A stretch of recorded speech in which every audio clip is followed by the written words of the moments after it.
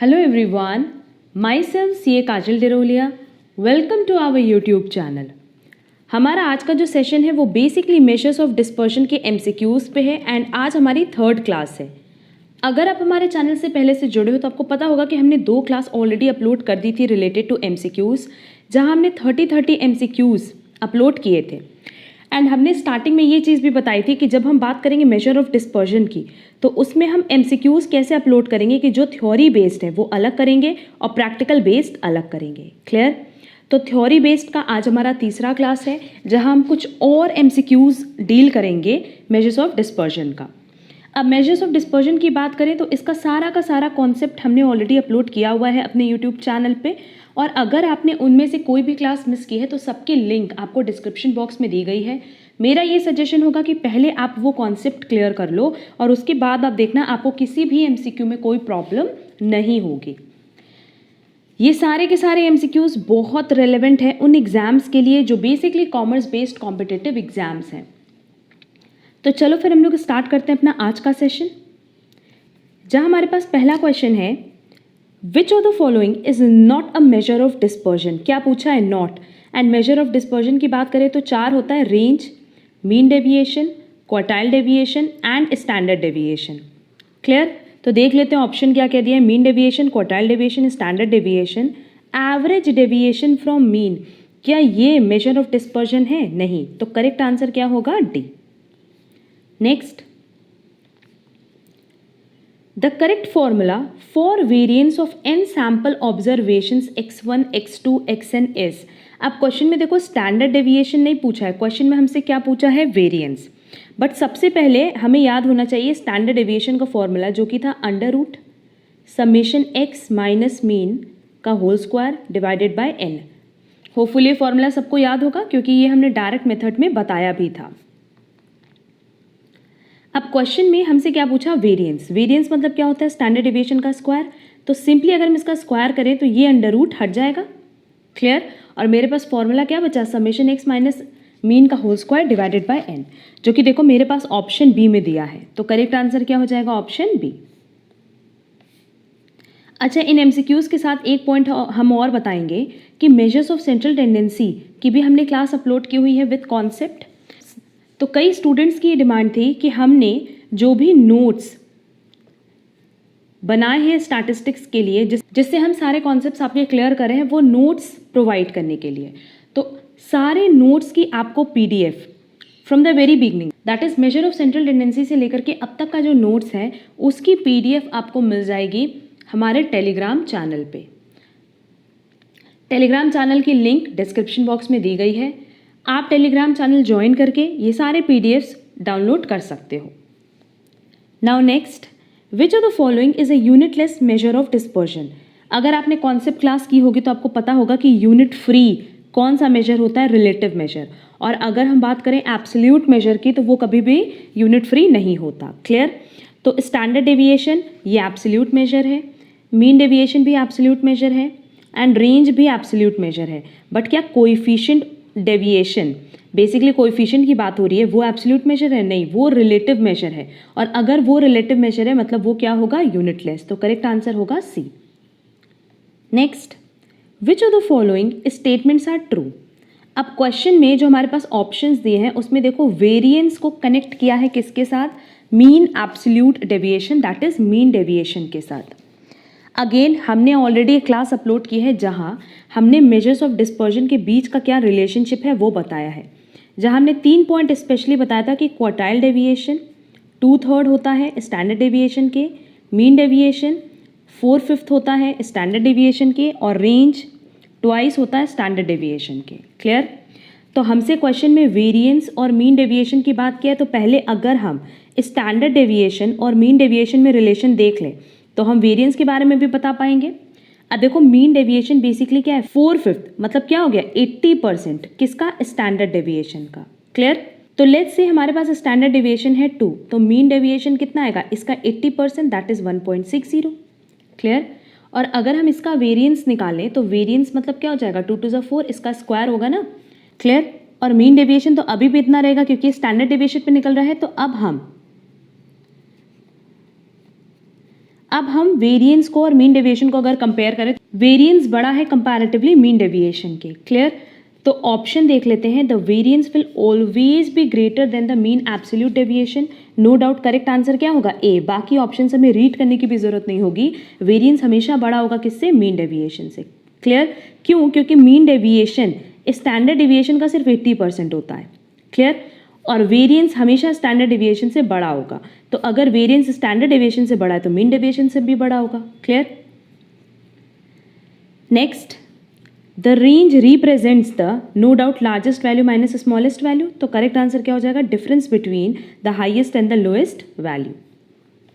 Next, when the variance for a set of data equals 0 then, अब ये चीज़ देखो, हमने ये बताया था कि अगर हम बात करें स्टैंडर्ड डेविएशन की, अगर सारे के सारे ऑब्जर्वेशंस कांस्टेंट हैं, अगर प्रॉपर्टीज़ आपने देखी हो स्टैंडर्ड डेविएशन की, तो पहली प्रॉपर्टी हमने दिया था जिसमें एग्जांपल दिया था कि लेट्स से मेरे पास जो डेटा है वो कांस्टेंट है, दैट इज सारी की सारी वैल्यूज सेम है, तो उस केस में स्टैंडर्ड डेविएशन कितना आएगा? 0। क्लियर? अगर स्टैंडर्ड डेविएशन 0 आएगा तो वेरिएंस भी कितना आएगा? 0।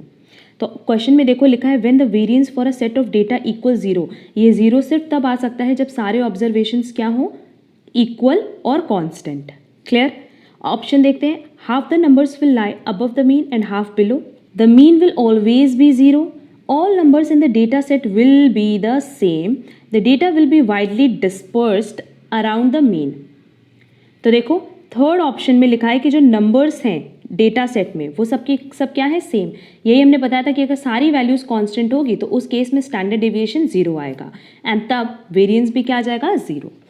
तो ये प्रॉपर्टीज़ में हमने ऑलरेडी डिस्कस किया हुआ है, इसीलिए हमने देखो स्टार्टिंग में भी बोला कि अगर आप इसके सारे कॉन्सेप्ट क्लास कर लो तो आपको किसी भी एग्जाम के लिए एमसीक्यूज में कोई प्रॉब्लम नहीं होनी है। Next, formula of coefficient of variation is, coefficient of variation का हमने फॉर्मूला बताया था standard deviation divided by mean multiply by 100। देख लेते हैं ऑप्शन में, करेक्ट ऑप्शन क्या है? Option A. If all the observations in a set of observations are same, the variance of the set of values is, अभी ऊपर बताया कि 0 होगा। क्यों? क्योंकि अगर सारी वैल्यूज सेम है तो स्टैंडर्ड डेविएशन 0 होगा, और अगर स्टैंडर्ड डेविएशन 0 है तो उसका स्क्वायर भी बट ऑब्वियस क्या होगा? 0। नेक्स्ट,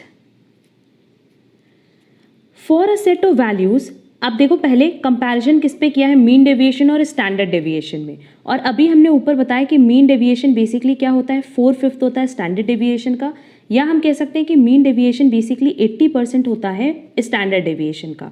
तो नो डाउट अगर स्टैंडर्ड डेविएशन 1 होगा तो मीन डेविएशन कितना होगा? 0.80। तो देखो ऑप्शन दिया है mean deviation is always less than standard deviation. No doubt पहला ही ऑप्शन करेक्ट है, इसीलिए हम आगे रीड नहीं करेंगे। मीन डेविएशन हमेशा क्या होगा? छोटा, किससे? स्टैंडर्ड डेविएशन से। क्लियर? क्वेश्चन नंबर 10 हम कट करा रहे हैं, अब चलेंगे क्वेश्चन नंबर 11 पे, क्योंकि क्वेश्चन नंबर 10 रेलेवेंट नहीं है। In a normal distribution mean plus minus 3 standard deviation covers. अब देखो ये सारे पॉइंट्स भी हमने कहाँ बताए थे? रिलेशनशिप जब हमने डिस्कस किया था, किन में? बिटवीन मेजर्स ऑफ डिस्पर्जन में। तो याद होगा हमने इसकी पूरी लिस्ट लर्न कराई है और हमने बताया भी था कि एग्जाम में ये क्वेश्चंस पूछते हैं। तो यहाँ पे हम इसको फर्दर डिस्कस नहीं करें, इसका आंसर क्या होगा? ए, 99.73%। Next, graphic method of calculating dispersion is, ये भी डिस्कस किया था कि ग्राफिक मेथड सिर्फ एक ही है और वो है लॉरेंस कर्व। तो करेक्ट आंसर होगा A, Lorenz curve. Next, coefficient of variation is calculated by the formula, अभी ऊपर बताया standard deviation divided by mean multiply by 100। और देखो ये ऑप्शन मेरे पास फर्स्ट में दिया हुआ है standard deviation divided by mean multiply by 100। Next, the formula under root summation F D square divided by N minus summation F D divided by N का whole square multiply by C. No doubt formula देख के हमें पता चल रहा है कि ये स्टैंडर्ड डेविएशन का फॉर्मूला है। अगर आपको फॉर्मूला लर्न नहीं भी है तो भी अंडर रूट तो पता है ना, अंडर रूट सिर्फ और सिर्फ कहाँ होगा? स्टैंडर्ड डेविएशन में। तो करेक्ट आंसर क्या होगा? A, standard deviation. Next, for a normal distribution, normal distribution curve में क्वार्टाइल डेविएशन और स्टैंडर्ड डेविएशन का क्या रिलेशन था? क्वार्टाइल डेविएशन 2/3 होगा ऑफ स्टैंडर्ड डेविएशन। देखो ऑप्शन दिया है quartile deviation 2/3, standard deviation 1/3, 4/5। Simply over मतलब क्या है? 2/3 स्टैंडर्ड डेविएशन। तो करेक्ट आंसर होगा A. Next, given mean and mode which of the following is needed to find out Karl Pearson's coefficient of skewness. अब देखो coefficient of skewness that is measures of skewness भी हमने बताया है, and skewness of Karl Pearson में एक formula बताया था जहाँ पे फॉर्मूला था mean minus mode divided by standard deviation. तो अगर मीन दिया है, मोड दिया है, तो नो डाउट हमें किसकी जरूरत पड़ेगी, स्टैंडर्ड डेविएशन की। तो करेक्ट आंसर क्या हो जाएगा, B. Next, if the coefficient of skewness is zero the distribution is, question में हमसे क्या कह रहा है कि जो कोएफिशिएंट ऑफ स्क्यूनेस है वो बेसिकली क्या है, जीरो। तो उस केस में नो डाउट डिस्ट्रीब्यूशन कैसा होगा, नॉर्मल, क्योंकि इस तरीके से बनेगा ना। Clear. Next, Karl Pearson's coefficient of skewness is less than Boyle's coefficient of skewness, more than Boyle's coefficient of skewness, not related to Boyle's coefficient of skewness or none of these। No doubt correct answer क्या होगा कि इसका कोई relation नहीं होता Boyle's coefficient of skewness से, क्योंकि अगर कार्ल पियर्सन में हम बात करें तो हम यूज़ करते हैं मीन को, मीडियन को, मोड को, as well as standard deviation को। बट अगर Boyle's coefficient of skewness की बात करें तो इसमें हम बात करते हैं क्वार्टाइल्स की, जैसे Q1, Q3 एंड मीडियन। तो इसका और इसका कोई कंपैरिजन नहीं पॉसिबल है। क्लियर। ये सब हमने बताया हुआ है जब हमने अपलोड किया था मेजर्स ऑफ स्क्यूनेस की class. Next, if coefficient of skewness is negative then. अब देखो अगर हम बात करें कोएफिशिएंट ऑफ स्क्यूनेस की तो ये पॉजिटिव तब होता है जब Q3 plus Q1 divided by 2 is less than हो Q2 के, दैट इज इसकी वैल्यू कम हो किससे, मिड पॉइंट से, या हम कह सकते हैं मिड वैल्यू से, दैट इज क्वार्टाइल 2 क्या है, बेसिकली मीडियन। अगर Q3 plus Q1 divided by 2 is greater than Q2 है, इस केस में हमारा कोएफिशिएंट ऑफ स्क्यूनेस क्या आएगा, नेगेटिव आएगा। क्लियर। एंड अगर Q3 plus Q1 divided by 2 is equal to Q2 आ रहा है, दैट इज इसकी value and mid value that is median की वैल्यू सेम आ रही है, तो उस केस में हमारा कोएफिशिएंट ऑफ स्क्यूनेस कितना हो जाएगा, 0। क्लियर। फिर से हम बता रहे हैं कि अगर ये लेस देन क्वार्टाइल 2 है तो पॉजिटिव वैल्यू आएगी, लेस देन क्वार्टाइल 2 है तो नेगेटिव वैल्यू आएगी, और अगर दोनों बराबर हैं तो कोएफिशिएंट ऑफ स्क्यूनेस कितना आएगा, 0। क्लियर। तो उसका करेक्ट आंसर क्या हो जाएगा, ए, क्योंकि हमसे क्वेश्चन में नेगेटिव पूछा था। Next, when a distribution is negatively skewed then, हमने बताया कि उस केस में मोड ज़्यादा होगा मीडियन से और मीडियन ज़्यादा होगा मीन से, और यही अगर पॉजिटिव स्क्यूड पूछा होता तो पॉजिटिव स्क्यूड में हमेशा मीन ज़्यादा होता है मीडियन से और मीडियन ज़्यादा होता है मोड से। क्लियर। तो देखो हमारे पास जो ऑप्शन दिया है, फर्स्ट वाला ऑप्शन तो रॉन्ग है, सेकेंड वाला ऑप्शन भी रॉन्ग है क्योंकि मोड छोटा नहीं होगा। थर्ड ऑप्शन देखो, मोड इसमें बड़ा होगा, पर यहाँ पे साइन क्या होना चाहिए था, इस तरीके से कि मीडियन बड़ा होगा मीन से। क्लियर। तो ऑप्शन इसमें क्या हो जाएगा, none of these, that is correct answer होगा D. Next, the relation between variance and standard deviation is, no doubt standard deviation को इस तरीके से डिनोट करते हैं सिग्मा की हेल्प से, एंड वेरिएंस क्या है, बेसिकली सिग्मा का स्क्वायर और स्टैंडर्ड डेविएशन का स्क्वायर। तो ऑप्शन देखते हैं, लिखा है standard deviation is the square of variance, कह रहा है कि स्टैंडर्ड डेविएशन किसका स्क्वायर है, वेरिएंस का। सिग्मा स्क्वायर के फॉर्म में हम डिनोट करते हैं, इसका स्क्वायर क्या स्टैंडर्ड डेविएशन होगा, नहीं। नेक्स्ट बोला है variance is a square root of standard deviation, कह रहा है कि वेरिएंस बेसिकली क्या है, under root of standard deviation, ये भी पॉसिबल नहीं है। Variance is equal to standard deviation, मतलब ये इज इक्वल टू ये भी पॉसिबल नहीं है। और लास्ट देखो कह रहा है square of standard deviation is equal to variance, देखो ये सही बैठ रहा है ना, तो करेक्ट आंसर होगा D. Next, out of all measures of dispersion the easiest one is to calculate is simply range, क्योंकि लार्जेस्ट माइनस स्मॉलेस्ट करना होता है, तो करेक्ट आंसर क्या होगा, D, range. Next, formula for range of a set of values is, range की जब भी बात करें तो हमेशा याद रखना कि मैक्सिमम माइनस मिनिमम की बात हम करते हैं, और यहाँ साइन की बात नहीं होती है। मतलब मॉड में हम क्यों नहीं लेंगे, क्योंकि हम यहाँ पे साइन को नलीफाई नहीं करेंगे। तो करेक्ट आंसर क्या होगा, C, maximum minus minimum. Next, in a discrete set of values the correct relation between mean deviation and standard deviation is, कोई भी सीरीज हो हमेशा याद रखना कि मीन डेविएशन छोटा होगा किससे, स्टैंडर्ड डेविएशन से। क्लियर। क्योंकि मीन डेविएशन हमेशा क्या होता है, 80% स्टैंडर्ड डेविएशन का, तो करेक्ट आंसर क्या होगा, B. Next, which of the following statement is true for measure of dispersion, देख लेते हैं। Range is a crudest measure, mean deviation does not follow algebraic rule, coefficient of variation is a relative measure. Yes, coefficient of variation की बात करें या किसी भी coefficient की बात करें तो वो क्या होगा, रिलेटिव मेजर, ना कि एब्सोल्यूट मेजर। और क्वेश्चन में हमसे क्या पूछा था, ट्रू, तो करेक्ट आंसर क्या हो जाएगा, C. Next, if a constant value 10 is subtracted from each of a series, the coefficient of variation will be। अब देखो ये क्वेश्चन अच्छे से समझना, वैसे तो हमने कॉमन प्रॉपर्टीज़ में ये सारे पॉइंट डिस्कस किए थे, बट हम कह रहे हैं कि अगर हम कांस्टेंट वैल्यू से सब्ट्रैक्ट करें पूरी सीरीज़ को तो क्या हमारे स्टैंडर्ड डेविएशन में कोई भी चेंज आएगा, नहीं। ये पॉइंट हमने कहाँ बताया था, जब हमने कॉमन प्रॉपर्टीज़ डिस्कस की थी। हमने ये चीज़ बताया था कि जो हमारा ओल्ड स्टैंडर्ड डेविएशन होगा वही न्यू स्टैंडर्ड डेविएशन होगा।